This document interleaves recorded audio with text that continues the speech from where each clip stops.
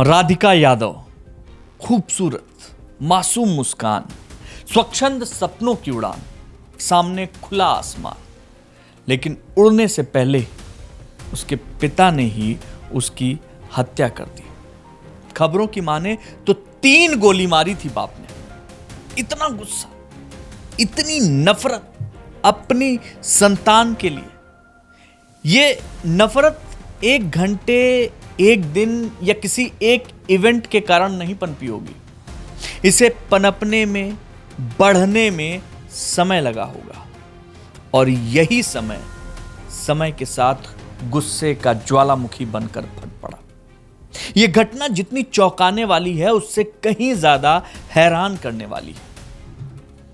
वो वजहें जो आरोपी पिता ने पुलिस को बताई हैं, सुनकर सबका दिमाग चकरा रहा है और किसी को यकीन नहीं हो रहा।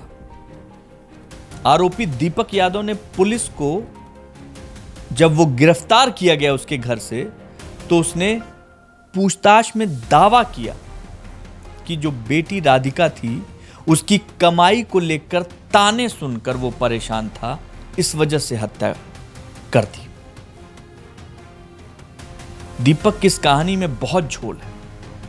पुलिस सवाल बनकर उसके सामने खड़ी है और इसमें 3 ऐसे बड़े सवाल हैं जिसके जवाब सब जानना चाहते हैं और इसका जवाब आरोपी पिता ही देगा।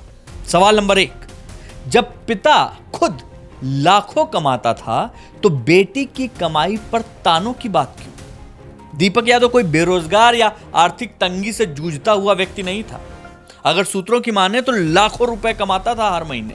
ऐसे में सवाल उठता है कि जब खुद वो आर्थिक रूप से सक्षम था तो बेटी की कमाई को लेकर ताने सुनने की बात कहां से आ गई? क्या यह सच में केवल ईगो और मानसिक असंतुलन का मामला है, या फिर राधिका की सफलता ने पिता के अंदर कोई कुंठा पैदा कर दी थी?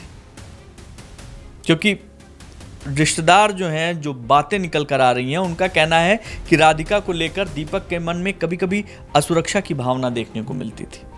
दूसरा सवाल, गांव वालों का दावा है कि दीपक यादव वर्षों, सालों से गांव नहीं आया, तो ताने किसने दिए?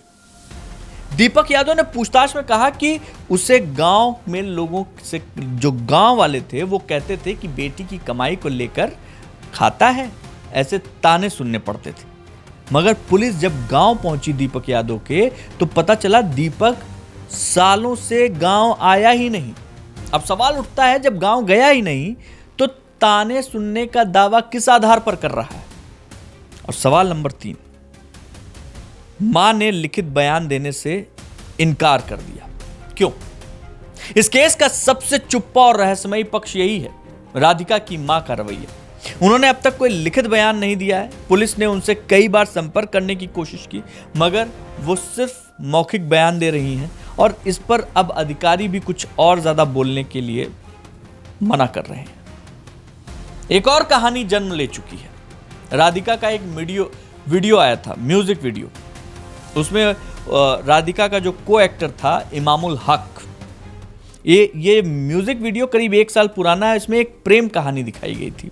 इस वीडियो में दोनों एक प्रेम कहानी निभाते हुए नजर आए थे, जिससे ये अटकलें लगाई जाने लगी कि राधिका और इमामुल हक के बीच कोई निजी रिश्ता हो सकता है। पुलिस ने इस एंगल को खूब खंगाला और सिरे से खारिज कर दिया। कोई रिश्ता नहीं था। इमामुल हक की मैनेजर, कल्पना नाम है उसका, उसने बताया कि दोनों के बीच कुछ भी नहीं था, एक अफेयर कुछ भी नहीं, एक पेशेवर शूट था।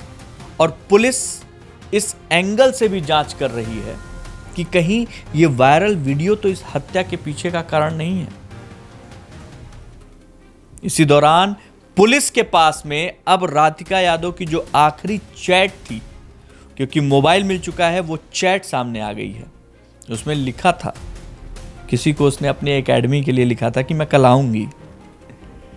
पुलिस फिलहाल इसकी भी जांच कर रही है। दूसरी तरफ गुरुग्राम पुलिस ने यह भी बताया कि जो टेनिस एकेडमी है, उसको चलाए जाने से भी राधिका का पिता खुश नहीं था। बंद करने के लिए कहा था, एकेडमी बंद कर दो, वो नहीं मानी। ये समझ पाना बिल्कुल समझ से परे है कि कोई कैसे अपनी मासूम सी गुड़िया को इतनी बेरहमी से मार सकता है। मैं खुद एक बेटी का पिता हूं।